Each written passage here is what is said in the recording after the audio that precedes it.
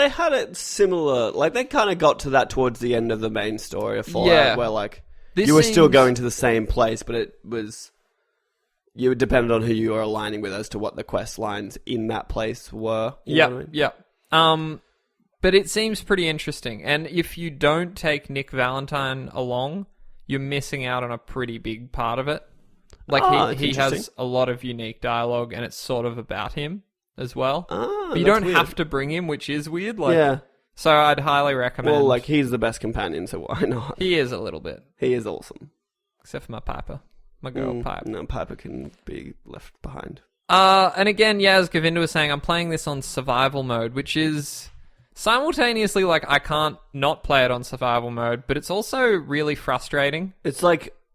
I was saying, like, I almost need quick save. Like, I like the survival mode aspect. I'd almost be happy with, like, you can only quick save once every 10 minutes. That'd be nice. But it's that thing where you get someone, you're like, I don't want to explore there because I haven't slept for, like, half an hour. So then you're like, I need to find a bed. That is the risk reward, but at the same time, it really stops me from playing. Like, I'd play for an hour... I'd lose 10 to 15 minutes of progress through dying and doing some... And, like, sometimes it's not your fault. Like, I was, like, clearing out feral ghouls in, like, this fucking underground whatever, and there was a glowing one of, like, the super-powered radiated feral ghouls. And I'm fighting him, he's nearly dead, and he just kind of gets a little bit too close to me, and I back up. But Nick's behind me, and he's just wigging out, and I just kind of get caught on him, and the glowing one just one-shots me. Yeah. And you're like, well, fuck, I don't really feel like doing that again. And then I would just stop. Yeah, that's what I was doing, because I was just playing regular survival mode, just trying to get to a level where if I ever decided to purchase these exorbitantly priced DLCs, I would be ready to do it, but I was just... I got to one point, and it was one super mutant scout, like skirmisher. And he had 2 turrets set up, and he killed me a few times. I kept going back, and then I finally got both turrets, and then out of nowhere, like a mini nuke goes off and kills me, and I still, to this day, do not know where this was coming from. And it happened to me maybe 3 times after I killed this dude, and I was like, I'm done. I just turned it off, upsetting. And I was like, I can't keep doing this. So, and that's not... Really, I mean, it is kind of the game's fault. You don't have to play survival, but at this point, what's the point? I wouldn't play it again. If I wouldn't have come back. Couple that with the honestly pretty shocking performance of Far Harbor. Like, how many frames? Can you count them? Is it so bad you can count the frames per second? Almost. Like, it's at a point. It's the fog. The fog is everywhere, and it's beautiful, and this place is like dark and creepy. Nice and, atmospheric. Yes, but it also just guts the PS4. Like, it just is chugging to the point where, like, there'll be an enemy, you'll sweep your cursor, like, crosshairs over them, and you'll miss them because it's just chugging so hard. It skipped the few frames that you would have been on the enemy. It's a nightmare. And I tweeted at Bethesda, and apparently they're on it. They're working. I'm sure they're on it, but it's just the classic Bethesda. It's upsetting because like how do they not QA that? Yeah, like how do they do it? Like, that'll just release it. That window of that week after it coming out, that's when I needed to really get drawn in. And now I don't know that I'll go back. I might. I'd rather go back to Uncharted if I'm going to play something. I still need to finish that off. I have played a bunch of that, and I'm slowly chiseling away at the platinum. But it's taken time, and then I got Overwatch, and last week I just, like, until Overwatch, I really didn't play anything, like, all week. I just didn't feel the urge. Did we talk about Valkyria last week?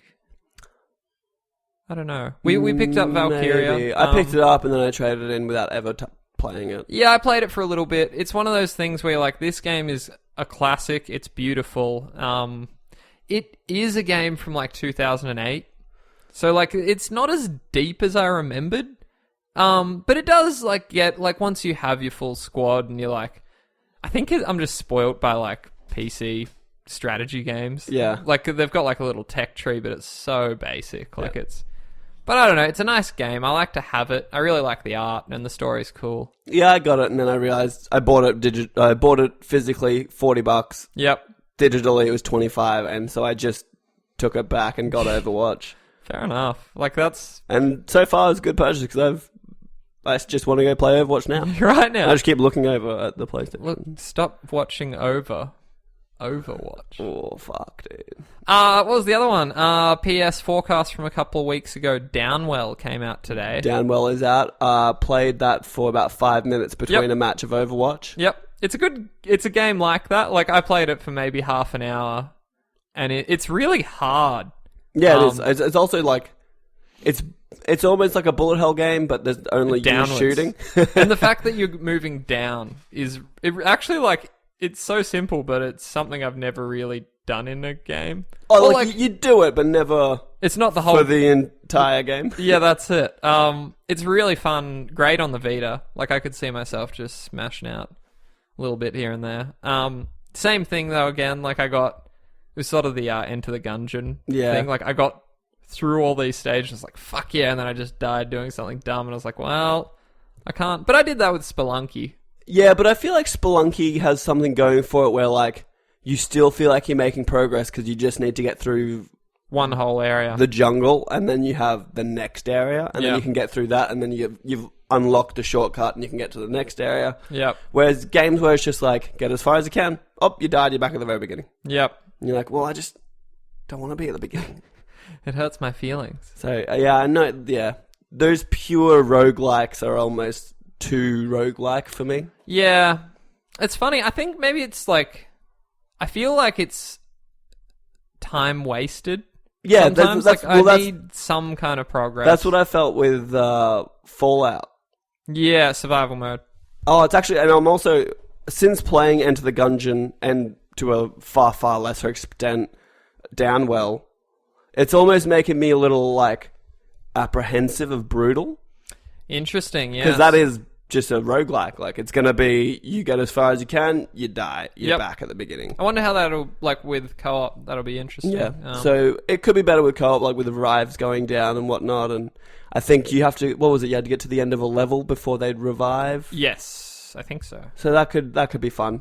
We didn't talk about whether or not there was a checkpoint or anything, was there? I don't know. Because it's a pretty deep game. In terms of levels, wasn't it? I thought there was a bunch of levels, and it'd be nice if there was like a checkpoint or something. Yeah. But there probably isn't. Who knows? We're spreading misinformation. I think that's it for the stuff I've been playing. Yeah, I really haven't played much this week at all. It's kind of been a pretty light news week, to be honest. What have you got? Well, we're going to get into it. But I need to hear that jingle. The jingle jangle? That jangle. Time for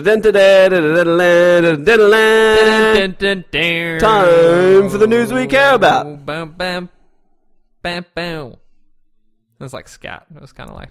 Scat's weird. I find scat to be very weird. It is weird. Like, almost... Like, I am probably going to offend people. Dumb.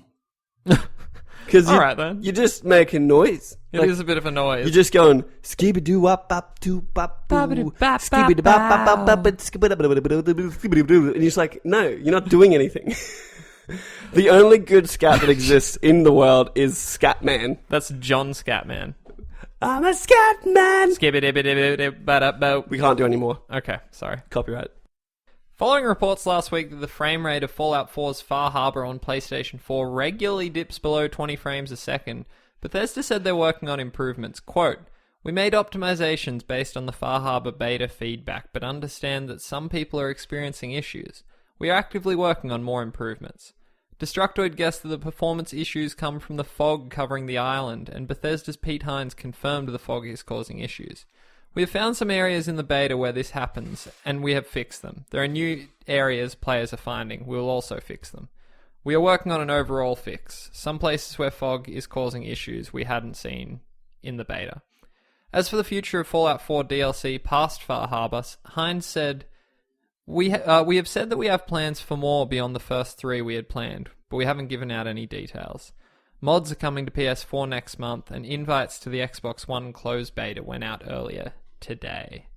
So that's, more just like acknowledgement of what we spoke about earlier. Any thoughts? No. No. No. Fix your game. I actually think they deserve a discount and a refund for everyone. And some people should be given it. About, I'd say roughly $25 worth of discount refund. Yeah, that sounds about fair. Here you go, Govinda. Maybe this will get your little jollies going. Sony announced today that Uncharted 4: A Thief's End has sold more than 2.7 million copies to consumers worldwide between May 10th and 16th, factoring in both retail and digital sales. In North America, Asia, and the PAL region, Uncharted 4 is the fastest-selling PlayStation 4 first-party title to date. How many units? 2.7 million. Almost. I reckon that'll almost catch up to Grand Theft Auto on their 65 million. Oh, yeah. Like, give it, another 3 weeks? Yeah. Interesting. Yeah, that's, I guess, pretty decent. Yeah. I actually kind of expected a little bit more, but... That's 6 days, and that was... 6 days. And that was nearly 10 days ago that period ended. Yeah, I'm sure it's gotten a bit better. I kind of was thinking to be sitting a little higher, but that's not too bad. Yeah, it's... Well, just with 40 million PlayStation 4s out there, and this is like... The big one. The PlayStation franchise, I was expecting a little more. Yeah, fair enough. I'll be interested to see an update to that. I'm sure it'll lift. Do you remember the numbers for Ratchet and Clank? Did we get numbers for that? We did, but I don't. Why do you remember? I don't retain that information. You don't retain much, but that's okay. I retain a lot of water and a lot of gas. Sounds like an excuse, mate. Like a neutron star.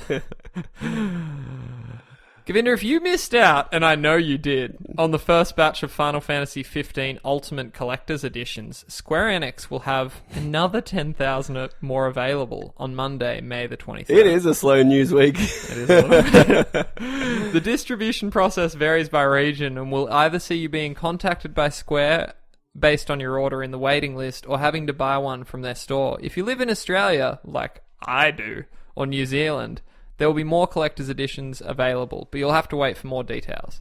Quote, we have only been able to produce 10,000 more UCEs due to the time it takes to create each individual Noctis PlayArts Kai figure, because they are so detailed, and to confirm, this is the final batch of UCEs we will produce, Square Enix explained.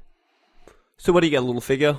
It's a big one. It's like the big, what is that, 16-inch? Like a massive, like super, they're awesome. It's like a Noctis. Yeah. It is dope. I don't know that I'd pay an extra $300 or whatever it was. I think it's funny, though, that they've just, like, put out another 10,000. Like, alright, why not? This is already making a lot of money. No, I don't care. Okay, so, along with our Final Fantasy 15 bet, that's almost 200,000 guaranteed pre-orders right now. The original, not 200,000, 20,000. Cool, that's a drop in the pond, mate. It's a drop in the pond, but they're selling out like within minutes, these things. It's Final Fantasy and it's limited, it's fine, it doesn't matter. It's like the, 20,000 20th anniversary PlayStation 4s that sold out in like a minute or two. It's funny, like, these things that just sell out immediately, like, how are you on the ball that quickly? Like, are people at these press releases, like, I'm imagining at the Final Fantasy event, that people just did it on their phones there. Like. It was like the Uncharted, and they're like, do you want the collector's edition? I was like, oh yeah, how much is that? And like 200. I was like, no. No, yeah. I don't want that. Like, I'm a big nerd, but fuck. For an action figure that I'm going to sit on a shelf and never touch again until I move. Yeah.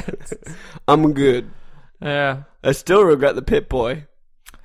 I do a little bit. I'm looking at it right now. And while it is glorious, I put it on exactly once and will never touch it again. I will probably lug it around for the rest of my life, though. Well, it's got its own little box, at least. At least it does have its... I actually like the box more than the Pip-Boy. I love the box. But anyway, this is going to be a shit show, everyone. I'm so sorry. But we're allowed one every now and then. And this week is it. Released last month.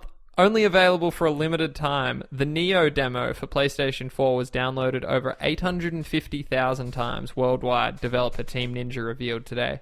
Thanks to your feedback, they'll be making some changes to the main game, which is scheduled to be available later this year.